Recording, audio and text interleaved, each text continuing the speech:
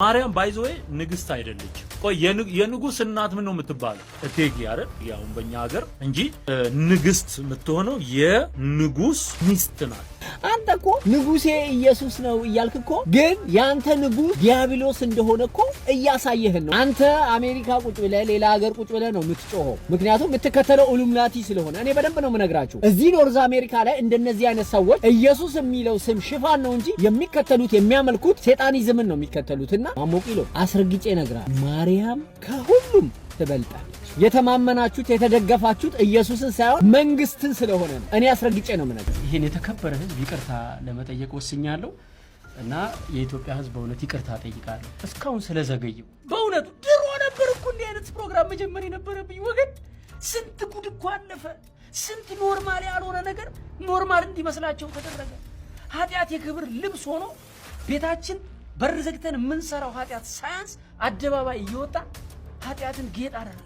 የቤተ ክርስቲያን ተቃራኒ ሆናችሁ የቤተ ክርስቲያን ስርዓት ይጥፋ፣ ማንም ሰው እንደፈለገ ይሆን፣ ብቻ ግለሰቡ ጤነኛና የተከበረ ግለሰብ ይሆን አይነካብን ብላችሁ ለግለሰቡ ያሰባችሁ መስላችሁ ራሳችሁ ስደምቁ ብዙዎቻችሁ ተመለከቱ። ብፁዕ አቡነ ፋኑኤል አቃቂ ቃሊቲ የሚገኘውን የግል ቤታቸውን ለመቄዶንያ መስጠታቸውን ተከትሎ አንድ ጳጳስ 120 ሚሊዮን ብር የሚገመት የግል ቤት እንዴት ሊኖረው ቻለ? ወልድኪ ነፍሳተ ሶባራየኪ በሳተ ኩነኔ ዘሃሙ። ማርያም ባይዘዌ ንግስት አይደለች። ቆይ የንጉስ እናት ምን ነው የምትባለው? እቴጌ አይደል? ያው በእኛ ሀገር እንጂ ንግስት የምትሆነው የንጉስ ሚስት ናት። በደንብ ስማኝ፣ ይሄ ሚስጥር ነው የምነግርህ በምታውቁት ማለት ነው። የንጉስ ሚስት ንግስት ትባላለች። ማርያም ንግስት አይደለች። የንጉስ እናት ወይም ደግሞ የኢየሱስ እናት ናት አይደለ?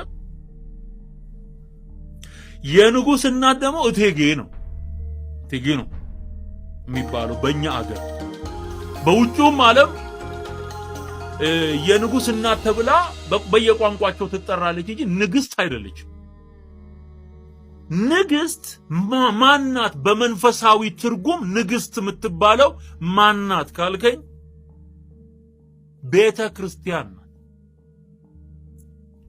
ኑ እናንተ የአባቴ ብሩካን የተዘጋጀላችሁን የአባቴን መንግስት ውረሱ ብሎ ወደ መንግስቱ የሚያስገባቸውን በቀኙ ያቆማቸዋል። በቀኙ የሚቆሙት ንግስት ቤተ ክርስቲያን አንዲት አካል ስለሆነ ቤተ ክርስቲያን ንግስት ናት።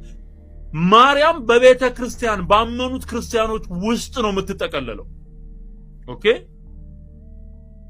ስለዚህ ማርያም ቦታዋ ንግስና አይደል ወይ ደግሞ ንግስት አይደለችም። የንጉስ እናት እቴጌ ነው የምትባለው።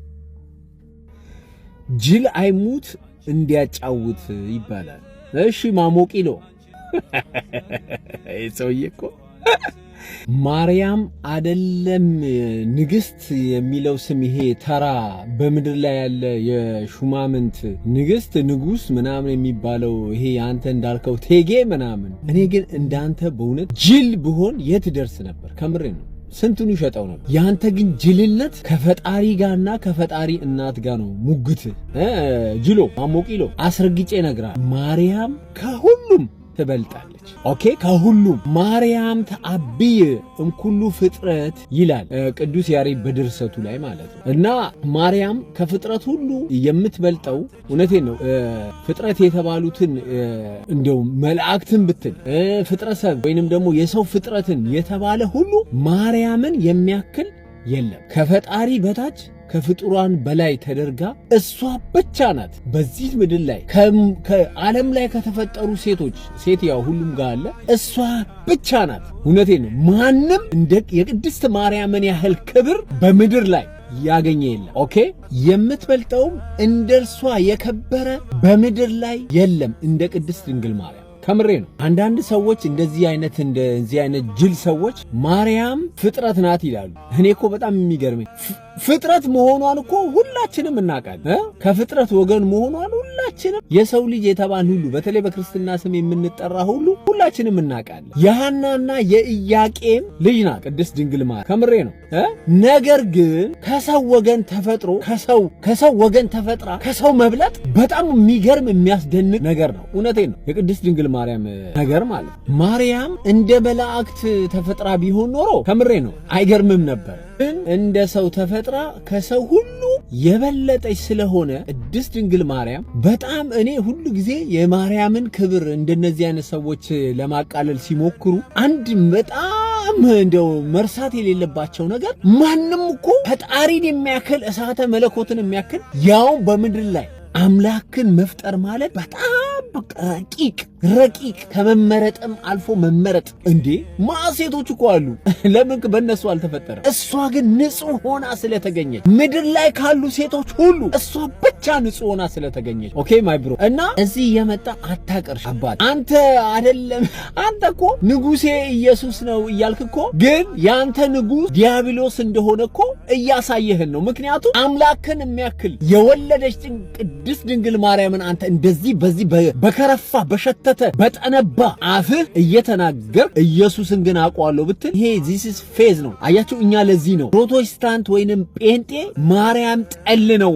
ማርያምን ካልጠላችሁ ተቃራኒ ካልሆናችሁ ይሄ እናንተን የሚከተለው ምዕመን ገንዘብ አይሰጥም። ሆዳችሁን በምንም የምትሞሉበት የለም። ዛሬ ይሄ የምትንደላቀቁት የምትሄዱበት መኪና ቤት የምትኖሩበት ሁሉ በእንደነዚህ አይነት በምዕመኖቻችሁ ሿሿ እየሰራችሁ ቅዱሳንን በማጥላላት ቅድስት ድንግል ማርያምን በማጥላላት እንደዚህ ካላደረጋችሁ በስተቀር የኢየሱስን ስም ብቻ ጠርታችሁማ ገንዘብ አታገኙ። ኦኬ የኢየሱስን ስም ብቻ ብትጠራ ማንም የጴንጤ ምዕመን እንደማይከተላችሁ የታወቀ። ለምን? ኢየሱስ ክርስቶስ ከናንተ በበለጠ 365 ቀን ጠዋትና ማታ ስሙ ሲጠራ ሲመሰገን ሲወደስ ሲቀደስለት ሲሰገድለት የሚኖረው የኢትዮጵያ ኦርቶዶክስ ተዋህዶ ቤተክርስቲያን ላይ ወይንም የኦርቶዶክስ የተዋህዶ እምነት ላይ ብቻ እንጂ እናንተ ጋማ የለም።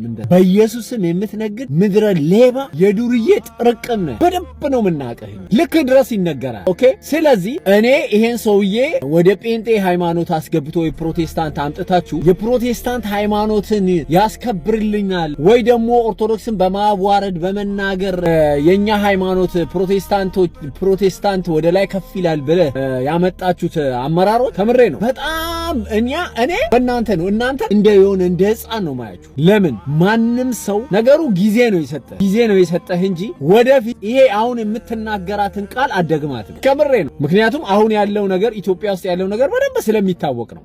ምኗን የተማመነች ምን ድራቷን የተማመነች ምን ጭራዋን ውጭ ታሳድራለች ይባላል። እና እንደ አንተ መሰሎች ጠቅላላ የተማመናችሁት የተደገፋችሁት ኢየሱስን ሳይሆን መንግስትን ስለሆነ ነው። እኔ አስረግጬ ነው የምነግርህ መንግስትን። ምክንያቱም ሆን ተብሎ ፕላን ተደርጎ ስለሆነ የኢትዮጵያ ሕዝብ ጠቅላላ ያውቃል። ይሄንን ነገር እማያውቅ የለም። ግን መንግስት ሲሄድ መንግስት ይመጣል። ያኔ ትዝብት ነው። ከምሬ ዛሬ አፍህን የኢትዮጵያ ኦርቶዶክስ ተዋህዶ ቤተክርስቲያን ላይ የጠረክ ሁሉ ወደፊት have to pay ኦኬ ከፍላለህ። እያንዳንድ ዋጋ ምን ነው ባላልኩኝ ምን ሆንኩኝ ሙኖኜ ነው ካላልክ ዩልሲ ከምሬ ነው። እና እንደዚህ መደፋፈርና የሰው ሃይማኖትን መናገር በጣም ከነውርም አልፎ ነውር ነው። እንደዚህ በአፍ ቀንና ማታ ክፉ ነገር እየተናገር እግዚአብሔር እየከበረ ነው እኔ ማመልከው አምላክ እየከበረ ነው ብለህ የምታስብ ከሆነ ማሞቂሎ ጅል ነህ በጣም።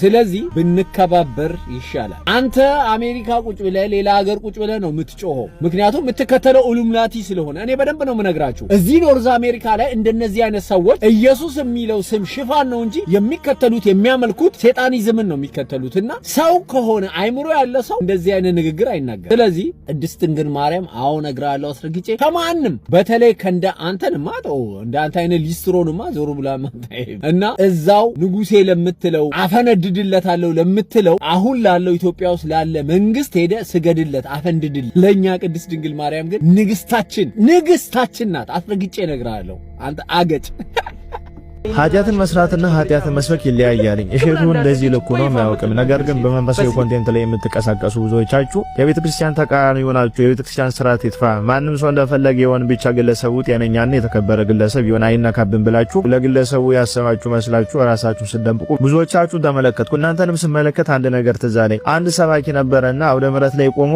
ቅዳሴ አቋርጦ መግባት እንጂ አቋርጦ መውጣት አይቻልም ብሎ ሲሰብክ ሰሙት።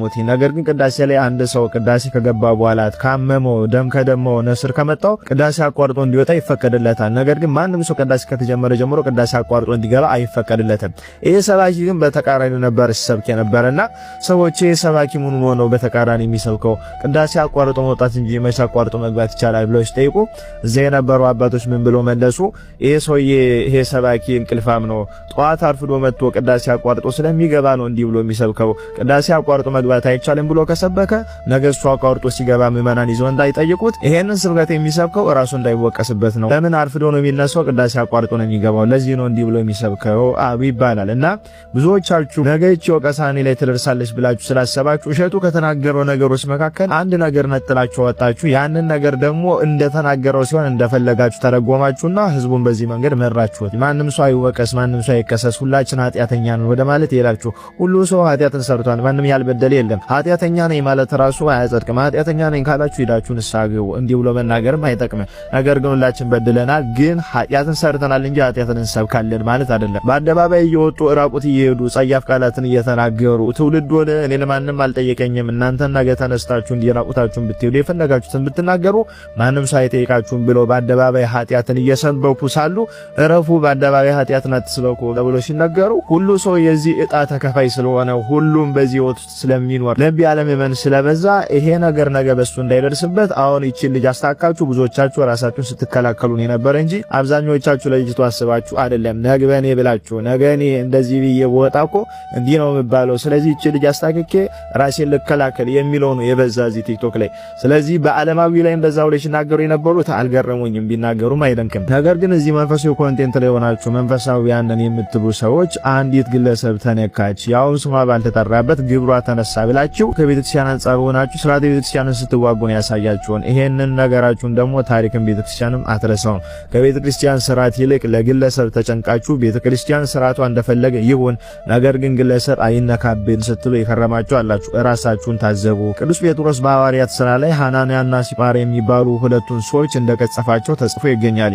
ቅዱስ ጴጥሮስ እኮ ክርስቶስን ክዶት ነበረ እና እሱ ክዶ ሳለ ኃጢአተኛ እንዳልነበረው ሁሉ ዛሬ እነሱ ኃጢአት ሲሰሩ ለምን ይቀስፋቸዋል ብላችሁ ጠይቃችኋል። ማንም ሰው ኃጢአተኛ ቢሆንም ኃጢአት በአደባባይ ሲሰበክ ዝም ብሎ ማየትም መመልከትም የለበትም።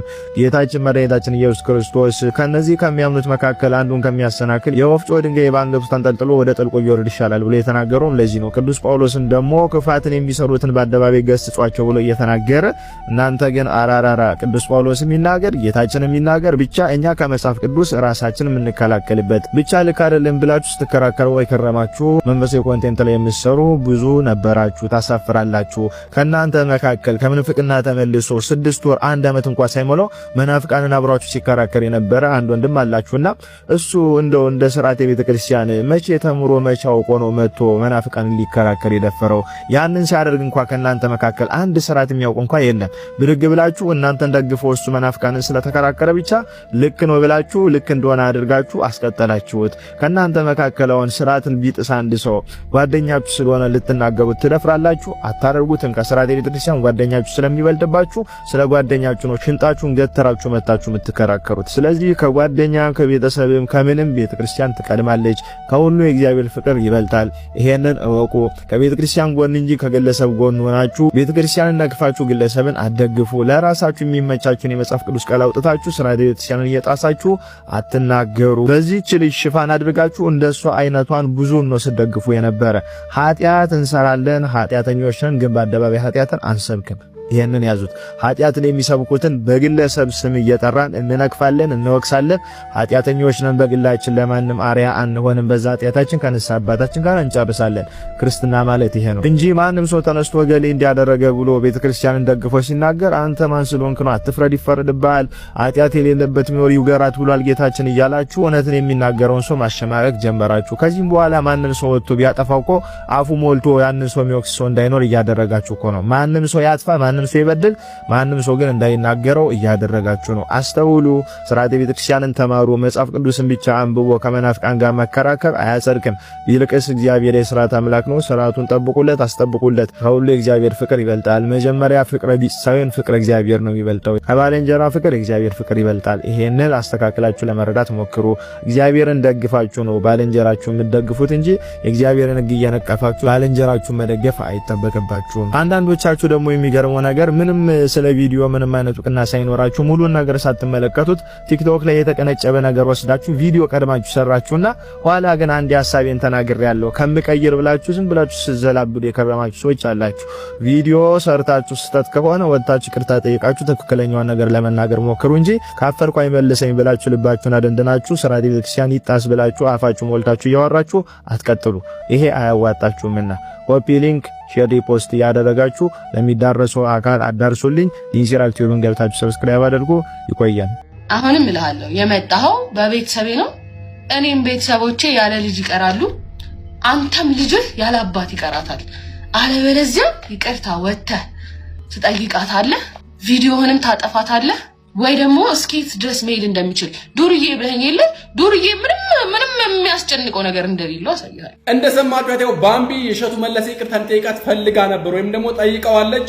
ይቅርታ ማጠይቅ ከሆነ ቪዲዮን የማታወርድ ከሆነ ያው እኔ ዱርዬ ብለኛል፣ ስለዚህ ማድረግ የሚችለው ነገር አታቅም ብለዋለች። እሸቱ መለሰም ደግሞ ይቅርታ ጠይቋል። እሱን ቀጥሎ አሰማችኋለሁ እና ከዛ በኋላ ደግሞ ሐሳቤን እሰጣለሁ። ይቅርታ የጠየቀበትን ቪዲዮ አሳያችኋለሁ ማለት ነው። እስከ መጨረሻው ተከታተሉ። በእግዚአብሔር ስም ጋብዛችኋለሁ። ወደ ቪዲዮ። ይሄን የተከበረ ህዝብ ይቅርታ ለመጠየቅ ወስኛለሁ እና የኢትዮጵያ ህዝብ በእውነት ይቅርታ ጠይቃለሁ እስካሁን ስለዘገየው። በእውነቱ ድሮ ነበር እኮ እንዲህ አይነት ፕሮግራም መጀመር የነበረብኝ ወገን። ስንት ጉድ እኮ አለፈ። ስንት ኖርማል ያልሆነ ነገር ኖርማል እንዲመስላቸው ተደረገ። ኃጢአት የክብር ልብስ ሆኖ ቤታችን በር ዘግተን የምንሰራው ኃጢአት ሳያንስ አደባባይ እየወጣ ኃጢአትን ጌጥ አደረገው እና በእውነት እኔ የኢትዮጵያን ህዝብ ይቅርታ ጠይቃለሁ። እንደ ሚዲያ ባለሙያ ብዙ አቅም እንዳለውና መስራት እንደሚችል ወጣት ይሄን ፕሮግራም ገና ድሮ መጀመር ነበረብኝ። እግዚአብሔር በሰጠኝ ጸጋ ተጠቅሜ እናንተን በድፍረት ፊት ለፊት ማገልገል ነበረብኝ። እስከዛሬ እንግዲህ ብዙ ነገር እያቃጠለኝ ብዙ ነገር አንጀቴን እያሳረረው ዝም ብዬ ቆይቻለሁ። ከዚህ በኋላ ግን እስከ መጨረሻው እውነቱን የማወጣበት ፊታችሁ የምቆምበት ኖርማል ያልሆነ ነገር ሚዲያ ላይ ሲሰራ ኖርማል አይደለም የምልበትን አቅም እንዲሰጠኝ እባካችሁ በጸሎታችሁ አግዙኝ ነው የምለው። አሁንም መልእክታችን አንድ ነው። ሁላችንም በድለናል፣ የእግዚአብሔርም ክብር ጎሎናል። ነገር ግን ኃጢአታችንን ስለምናፍርበት ተደብቀን በር ዘግተን ስላቃተን እንበድላለን እንጂ አደባባይ ወጥተን የክብር ልብስ አድርገን ለብሰነው ቪዲዮ ቀርጸን እየለቀቅን ትውልዱን ኖርማል እንዲመስለው አናደርግ። ያው እንደሰማችሁ እሸቱ መለሰ ያው ይቅርታ ጠይቋል። ነገር ግን ደግሞ ይቅርታ የጠየቀው ባምቢን ሳይሆን የኢትዮጵያን ሕዝብ ነው።